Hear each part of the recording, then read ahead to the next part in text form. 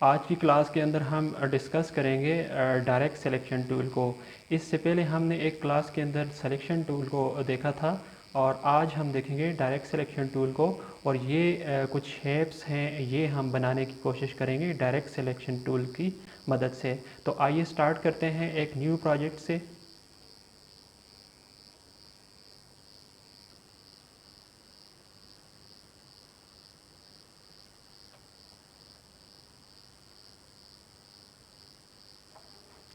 ये एक new project मैंने ओपन कर दिया है और यहाँ पर मैं आपको समझाता हूँ कि डायरेक्ट सिलेक्शन टूल से हम क्या कर सकते हैं। तो हमारे पास जैसे देखें, अगर मैं यहाँ से कोई रेक्टेंगल शेप बनाता हूँ तो ये हमारे पास एक शेप है। इसमें देखें तो ये हमारे पास इसका पाथ है, ये पाथ है। और यहाँ पर ये जो आपको नज़र आ रहा है ये एजेस पे, ये इसको हम बोलते हैं एंकर्स या एंकर पॉइंट्स। तो एंकर पॉइंट्स और पाथ से मुश्तमिल है ये सारी जो हमारी शेप है।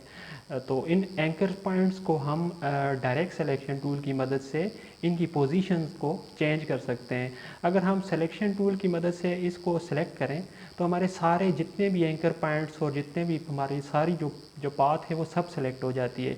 लेकिन डायरेक्ट सिलेक्शन टूल की मदद से हम किसी एक एंकर पॉइंट को लेकर उसकी पोजीशन को हम ऐसे चेंज कर सकते हैं। एक को करना है या दो को, मल्टीपल भी आप शिफ्ट के ज़रिए सेलेक्ट कर सकते हैं। जैसे मैंने अगर ये वाला एंकर पॉइंट सेलेक्ट किया और मैं इसको ऐसे, तो अपनी शेप को आप अपनी मर्ज़ी से चेंज कर सकते हैं डायरेक्ट सिलेक्शन से। तो पाथ क्या होती है? पाथ एक, ये सपोज़ मैं एक लाइन ड्रा करता हूँ। लाइन अगर मैं शिफ्ट प्रेस के करके ड्रा करूँ तो बिल्कुल स्ट्रेट लाइन बनेगी। अब ये लाइन एक पाथ है, ठीक है। ये पाथ है बिटवीन टू एंड पॉइंट्स, इसके दो एंड पॉइंट्स होते हैं, इसको हम लाइन सेगमेंट भी बोलते हैं। तो ये जो एंड पॉइंट्स या एंकर पॉइंट्स हैं इनको हम डायरेक्ट सिलेक्शन से ऐसे मूव कर सकते हैं कहीं भी। तो डायरेक्ट सिलेक्शन की मदद से हम इस तरह मूव कर सकते हैं। मैं यहाँ पर एक रेक्टेंगल लेता हूँ और अगर मैंने अभी, अगर मैं इसको ये जो आप देख रहे हैं एंकर पॉइंट्स के बीच में आपको एक सर्कुलर पॉइंट नज़र आ रहा है, ये इसकी राउंड जो ये जो कॉर्नर एजेस होते हैं इनको राउंड करने में हेल्प करता है। तो अभी ये देखें, इसको मैं कर रहा हूँ तो सारे एजेस जितने भी हैं वो राउंड में कन्वर्ट हो रहे हैं। अगर मैं सिर्फ इस एक को करना चाहता हूँ तो फिर मैं यहाँ से डायरेक्ट सिलेक्शन टूल लूँगा और इसको सेलेक्ट करके अब अगर मैं करता हूँ तो सिर्फ इसी का जो कॉर्नर है वो कर्व में कन्वर्ट हो रहा है। तो इस तरीके से हम डायरेक्ट सिलेक्शन टूल की मदद से ये वाले काम कर सकते हैं। दूसरा, अगर हमें कोई यहाँ पर एंकर पॉइंट सेलेक्ट करता हूँ तो ऊपर आप देखें इसी डायरेक्ट सिलेक्शन टूल के की जो जो हमने सेलेक्ट किया है और जो शेप का जो एंकर पॉइंट सेलेक्ट किया है, इसके ऊपर प्रॉपर्टी बार में कुछ चीज़ें हैं, ये आपको मैं क्लियर कर रहा हूँ। एक तो ये देखें कन्वर्ट, इस आप जो ये जो एंकर है इसको आप कन्वर्ट सकते हैं कॉर्नर में या इसको स्मूथ कर सकते हैं। तो अभी फ़िलहाल ये कॉर्नर पे है, अगर इसको मैं स्मूथ कर दूं तो ये देखें स्मूथ हो गया, स्मूथ हो गया। और साथ में आपको ये कर्व हैंडल्स मिल रहे हैं, इनको हम कर्व हैंडल बोलते हैं। इनको आप कर्व हैंडल्स से ऐसे अपनी शेप को एडजस्ट कर सकते हैं, चेंज कर सकते हैं। तो जो भी आप एंकर पॉइंट सेलेक्ट करेंगे उसको आप कन्वर्ट करते सकते हैं स्मूथ में। अब ये स्मूथ में है, मैं कन्वर्ट कर दिया और इसको मैं हैंडल से इसको चेंज भी कर सकता हूँ। अगर किसी पॉइंट को आप स्मूथ से दोबारा कन्वर्ट करना है कॉर्नर पे तो इस तरह ये कॉर्नर पे आ जाएगा, ठीक है। फिर आप किसी एंकर पॉइंट को अगर डिलीट करना चाहते हैं तो यहाँ पर देखें एक पेन टूल है और इसके ऊपर माइनस का साइन है। तो ऐसे इस पर जब आप क्लिक करेंगे तो आपका एक एंकर पॉइंट जो होगा वो रिमूव हो जाएगा इस तरीके से। तो आप कुछ काम कर सकते हैं डायरेक्ट सिलेक्शन टूल से। फिर आप यहाँ पर जो आपके कॉर्नर्स हैं उन उसकी राउंडनेस यहाँ से भी चेंज कर सकते हैं, आप बढ़ा सकते हैं और या कम कर सकते हैं वैल्यूज़ की मदद से, ठीक है। तो लेट्स स्टार्ट में एक यहाँ से एक ओवल बनाता हूँ।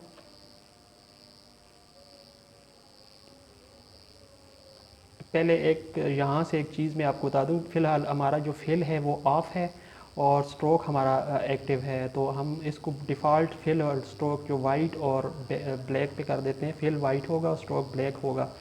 तो ये एक मैंने एलिप्स ड्रा किया। अब इसके में ये एंकर पॉइंट और शिफ्ट के साथ में ये वाला एंकर पॉइंट सेलेक्ट करता हूँ और इन दोनों को मैं थोड़ा सा नीचे ले आता हूँ। तो ये देखिए आपका एक एग की शेप बन गई है। ठीक है, इसको हम इस तरह साइड पे कर देते हैं। अगर यहाँ से मैं एक एलिप्स ही लेता हूँ, ये एक एलिप्स लिया और डायरेक्ट सिलेक्शन टूल से मैं इसका ये वाला सेलेक्ट करके पॉइंट इसको थोड़ा सा यहाँ से चौड़ा कर लेता हूँ और इसका जो ये वाला जो है कर्व हैंडल से इस पॉइंट को मैं ऐसे थोड़ा सा चेंज कर लेता हूँ इस तरीके से। और इसको इसी डायरेक्ट सिलेक्शन टूल पे मैं हूँ, इसको थोड़ा सा ऐसे अंदर की तरफ ले आता हूँ और इसको थोड़ा सा ऐसे। तो ये आपकी एक मैंगो शेप बन गई है। अब इसके अंदर आपने कलर वगैरह फिल करना है तो आप यहाँ से फिल से इसका कलर चेंज कर सकते हैं। यहाँ से इस पर डबल क्लिक करेंगे तो आपके पास यहाँ पे कलर्स आ जाएंगे। यहाँ से आप इसको कोई भी सपोज इसको येलो कलर दे देते हैं। ये रियलिस्टिक नहीं लग रहा, लेकिन इसको आगे जाकर हम मज़ीद टूल जब देखेंगे तो उसमें इसको रियलिस्टिक बनाएंगे। अभी फ़िलहाल हम डायरेक्ट सिलेक्शन टूल्स से देख रहे हैं कि हम क्या क्या कर सकते हैं। ऊपर इसके आपने एक वो जो है टैनी लगानी है, तो उसके लिए आप यहाँ से आपके पास इसी जो पेन नहीं सॉरी लाइन टूल के अंदर एक आर्क टूल है। आर्क टूल की मदद से आप ऐसे आर्क बना सकते हैं। अब ये एक आर्क बन गई और इस आर्क चूँकि ये एक पाथ है तो पाथ का आप स्ट्रोक होता है, path is only stroke nothing not fill. तो इसका स्ट्रोक साइज़ आप ऐसे बढ़ा सकते हैं, तो इसकी थोड़ी सी विड्थ बढ़ गई। फिर अगर यहाँ से मैं फिर एक और एलिप्स लूँ, इसके स्ट्रोक को मैं 1 पे ले आता हूँ और अब मैं अगर इसका ये जो डायरेक्ट सिलेक्शन टूल लेके ये जो पॉइंट हैं, ये जो हमारे पास एंकर पॉइंट है, इसको मैं कन्वर्ट कर देता हूँ कॉर्नर पे और ये वाला भी है इसको भी कॉर्नर पे कर दिया। तो ये एक लीफ की शेप हमारे पास बन गई। इसको सिलेक्शन टूल से थोड़ा सा ऐसे रोटेट कर दिया और इसको हमने लगा दिया इधर। अब इसके अंदर आप ग्रीन फिल कर दें तो ये आपका एक लीफ बन गया। ये तीनों शेप्स यानी ये जो शेप है हमारी और ये है और एक आर्क है, तो ये तीन है। अब ये तीनों अलग अलग हैं, इनको आपने ऐसे सेलेक्ट करके सबको तो ग्रुप कर सकते हैं। यहाँ से ग्रुप कर दिया तो आपकी ये तीनों एक कंबाइन हो गई हैं। अब इसको आप मूव कर सकते हैं तीनों को एक साथ। ठीक है, तो ये हमने एक मैंगो, इसको थोड़ा छोटा कर लेते हैं शिफ्ट के साथ। ये मैंगो शेप हमारी आ गई। अभी यहाँ से मैं एक रेक्टेंगल ले रहा हूँ, ये एक मैंने रेक्टेंगल ली। अब डायरेक्ट सिलेक्शन से इसमें ये वाला एंकर पॉइंट और ये वाला एंकर शिफ्ट के साथ मैंने सेलेक्ट कर दिया और इनको मैं थोड़ा सा ऐसे राउंड कर देता हूँ। ठीक है, अब मैं यहाँ पर ये जो है इनको भी थोड़ा सा सेलेक्ट करके दोनों को थोड़ी सी राउंडनेस दे देता हूँ। अब यहाँ से मैं एक और रेक्टेंगल ले रहा हूँ यहाँ से, ये। ठीक है, अब एक चीज़ मैं आपको बता दूँ, अलाइनमेंट। ये दोनों शेप्स यानी कि ये सेंटर में नहीं आ रही, ये वाली ये शेप जो है ये इसके सेंटर में नहीं आ रही, तो इनको आप अलाइन कर सकते हैं। ऐसे दोनों को सेलेक्ट करें और यहाँ पर आपको को एक अलाइन का पैनल मिलेगा विंडो के अंदर। विंडो में जाएं तो ये है अलाइन। अलाइन में यहाँ पर देखें ये है आपका हॉरिजॉन्टल अलाइन सेंटर। ये आपकी शेप्स को देखें हॉरिजॉन्टली सेंटर में अलाइन कर देगा। तो यहाँ पर अगर आपने लेफ़्ट अलाइन करना है तो ये है, राइट अलाइन है, ये टॉप अलाइन है, ये वर्टिकल अलाइन सेंटर है और ये बॉटम अलाइनमेंट है। ठीक है, तो अलाइन जो आपके पास टूल है इससे आप बहुत ज़्यादा हेल्प देता है आपको चीज़ों को एक साथ सेंटर में करने के लिए। तो ये एक मैं बॉटल बनाने की कोशिश कर रहा हूँ। यहाँ से फिर मैं एक और रेक्टेंगल ले लेता हूँ, छोटी सी राउंडेड रेक्टेंगल। ये एक राउंडेड रेक्टेंगल मैंने ले ली और इसी की एक कॉपी में आर्ट के साथ ले रहा हूँ नीचे, और इसको थोड़ा सा ऐसे, और इसका जो फिल है इसको मैं चेंज कर देता हूँ। सपोज हमने कर दिया कुछ यूँ, और इसका भी कलर मैं ये वाला रखना चाहता हूँ तो मैं हेल्प कर ले सकता हूँ आई ड्रॉपर से। आई ड्रॉपर टूल जो होता है वो किसी भी ऑब्जेक्ट को सेलेक्ट करके किसी भी दूसरी ऑब्जेक्ट पे जब क्लिक करेंगे तो वो सेम कलर इसके अंदर भी आ जाएगा। ठीक है, तो ये इसकी जो है ये कॉर्नर्स थोड़े से ज़्यादा हैं, इसको थोड़ा सा मैं, अच्छा इसको ज़ूम करने के लिए चीज़ों को जब आप बारीकी से बनाएंगे तो आप जूम करके आप देख सकते हैं। तो आल्ट प्रेस करके आप माउस के स्क्रॉल व्हील को ऐसे आगे लेके जाएं फ्रंट डायरेक्शन में, तो आप जूम कर सकते हैं, ऐसे स्क्रीन जूम हो जाएगी आपकी। इसको थोड़ा सा मैं अंदर की तरफ ले आता हूँ। ये अब आल्ट प्रेस करके वापस मैं स्क्रॉल व्हील को बैकवर्ड रोटेट कर रहा हूँ तो इससे जूम आउट में जा सकता हूँ।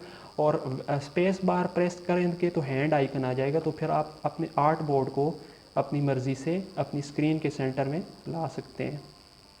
तो ये हम एक बॉटल, अभी इसके स्ट्रोक्स वगैरह यहाँ पे देखें, स्ट्रोक्स सब के आप हटा सकते हैं, सबको सिलेक्ट करें, यहाँ स्ट्रोक पे जाएं और इसको नन कर दें, तो जितने भी स्ट्रोक्स हैं वो गायब हो जाएंगे। तो ये आपकी एक बॉटल की शेप बन जाएगी। इन सबको आप सेलेक्ट करके ग्रुप कर दें। ग्रुप या कंट्रोल जी शॉर्टकट है ग्रुप करने के लिए, तो ऐसे आप इसको ग्रुप कर सकते हैं। अच्छा, अभी एक और मैं चीज़ बनाता हूँ।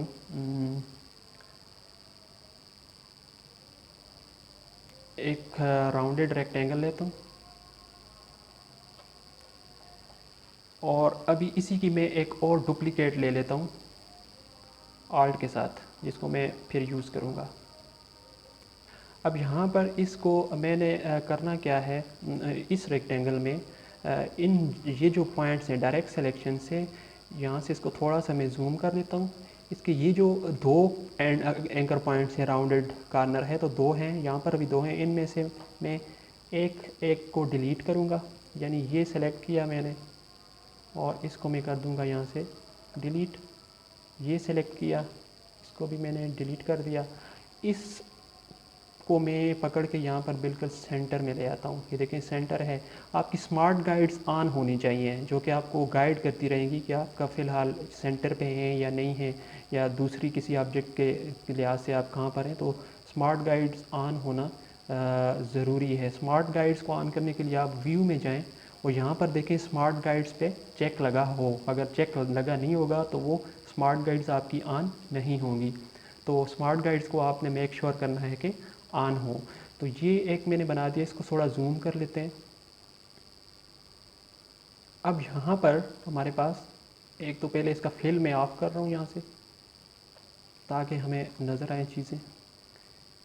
यहाँ पर एक्चुअली दो एंकर पॉइंट्स हैं और ये लाइन आपको उसी वजह से नज़र आ रही है। इनमें से एक एंकर पॉइंट को हमने यहाँ से डिलीट करना है। एक एंकर पॉइंट डिलीट हो गया। अब यहाँ पर हमारे पास आ रही है थोड़ी स्मूथनेस। इस स्मूथनेस को ख़त्म करना है, हमने इसको कन्वर्ट करना है कॉर्नर पे। तो ये अभी कॉर्नर पे कन्वर्ट हो गया। ठीक है, तो इसको जूम आउट कर देता हूँ मैं थोड़ा सा, और इस जो ये जो शेप है हमारी, इसको मैं उठा कर रख देता हूँ इसी के ऊपर। इन दोनों को आप ऐसे अलाइन कर सकते हैं हॉरिजॉन्टली सेंटर में, सॉरी नहीं हॉरिजॉन्टल। तो ये आपका एक एसएमएस का वो शेप बन गई है। इसके फिल को मैं यहाँ से येलो कर देता हूँ, और ये जो आपकी दूसरी जो ऑब्जेक्ट है, सॉरी ये इसके फिल को हम वाइट रख देते हैं। तो ये आपका एक ऐसे में इसकी शेप बन गई। इसको आप स्ट्रोक ऑफ है तो स्ट्रोक को आप दे दें कोई, इसको ब्लैक कर देते हैं स्ट्रोक को। स्ट्रोक हमारा यहाँ पर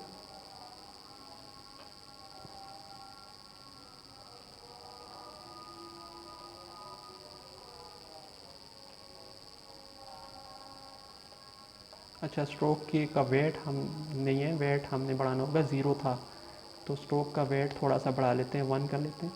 तो ये हमारी एक आपका जो लेटर बॉक्स होता है उसका है, बन गया हमारे पास शेप।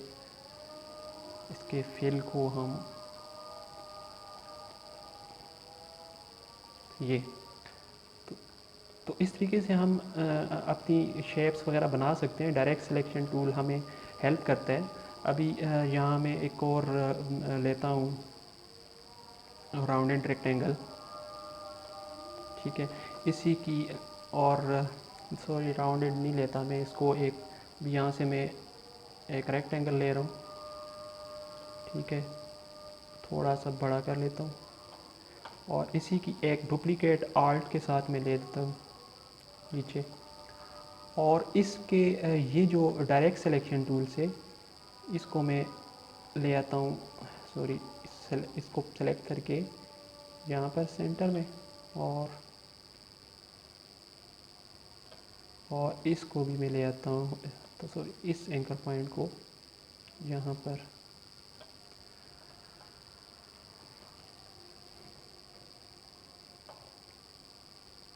अब 2 एंकर पॉइंट्स हैं, इनमें से एक को मैंने डिलीट कर दिया और सिलेक्शन टूल से इसका साइज़ में थोड़ा सा शिफ्ट के साथ कम कर लेता हूँ और इसको हम कलर दे देंगे, फिल जो होगा इसका वाइट, और इसको जो फिल हम दे देते हैं ऐसे रेड कलर।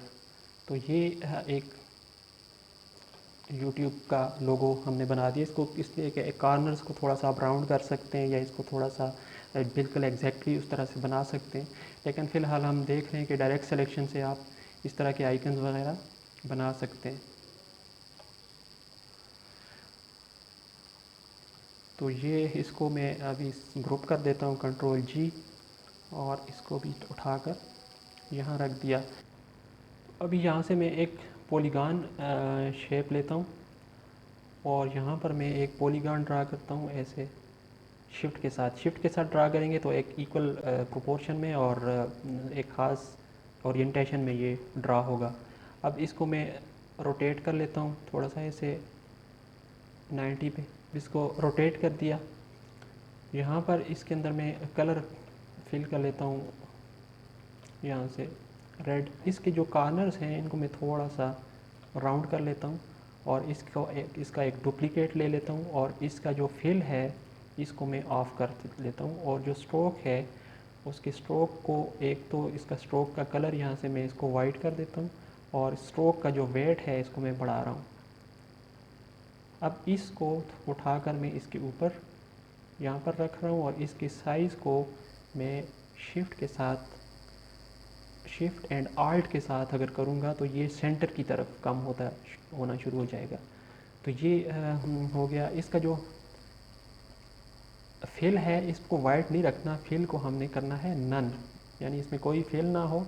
और जो स्ट्रोक है उसका कलर यहाँ से हम दे देते हैं इसको, सॉरी स्ट्रोक का कलर फिल में आ रहा है, जो स्ट्रोक है इसका कलर यहाँ से हम सेलेक्ट करके दे देते हैं वाइट और इसके फिल को यहाँ से ऑफ। तो ये है शेप बन गई। यहाँ से हमने एक प्ले बटन को उठाना है, तो इस प्ले बटन को आप यहाँ से उठाकर यहाँ पर रख दें और इसके साइज़ को थोड़ा सा कम कर लेते हैं और इसके फिल को हम वाइट, इसका फिल है ही वाइट। तो ये अभी ऑब्जेक्ट आपको नज़र नहीं आ रही क्योंकि ये बैक पे है। आपकी ये जो ऑब्जेक्ट ड्रा हुई थी हमने पहले बनाई थी और ये वाली दोनों हमने बाद में बनाई है, तो ये वाली बाय डिफ़ॉल्ट बैक पे है, तो इसको आपने फ्रंट पे लाना होगा। तो इसको आप यहाँ से ऐसे सेलेक्ट करें, अभी तो वो बैक पे है तो आप इन दोनों को, ये जो आपकी ये जो दोनों ऑब्जेक्ट्स हैं, इनको सेलेक्ट करें और इनको अरेंज में जाएं और सेंड टू बैक कर दें। तो अब वो बैक पे चली गई और ये आपकी ऑब्जेक्ट आ गई फ्रंट पे। इसका मैं साइज़ थोड़ा सा कम कर लेता हूँ शिफ्ट के साथ और आल्ट के साथ। तो ऐसे ये, तो ये एक यूट्यूब स्टूडियो का आइकन हमने बना दिया डायरेक्ट सिलेक्शन टूल की हेल्प से। तो इसी तरह काफ़ी सारी आप जो है मज़े मज़े की चीज़ें इससे बना सकते हैं, जो आपका डायरेक्ट सिलेक्शन टूल है इसकी हेल्प से। तो ट्राई करें, प्रैक्टिस करें, और जहाँ पर आपको कोई स्टेप भूल रहा है तो आप वीडियो को पॉज करें और फिर देखें, फिर आप ट्राई करें। तो इससे काफ़ी सारी आपकी जो है ट्रेनिंग और प्रैक्टिस हो जाएगी regarding selection and direct selection tools. और क्योंकि ये बहुत काम के टूल हैं, बहुत ज़्यादा हेल्प करते हैं हमें किसी भी शेप को चेंज करने में या नई शेप बनाने में। तो मुख्तलिफ़ चीज़ें बनाएं, प्रैक्टिस करें, सब्सक्राइब कर दें और देखते रहिए डिज़ाइन एसेंशियल्स। Thank you.